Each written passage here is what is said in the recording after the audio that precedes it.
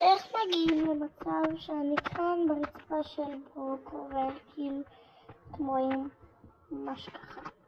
בואו נחזור מההתחלה.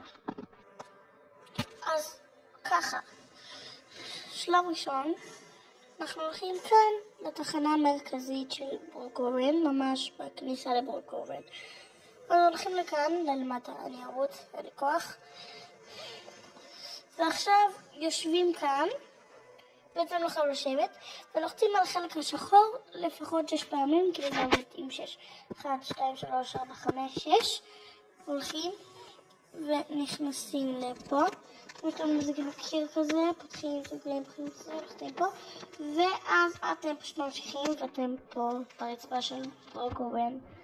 ואם אתם רוצים לצאת, או שתחזרו לכאן, כאילו או שתחזרו, או שתעשו את זה.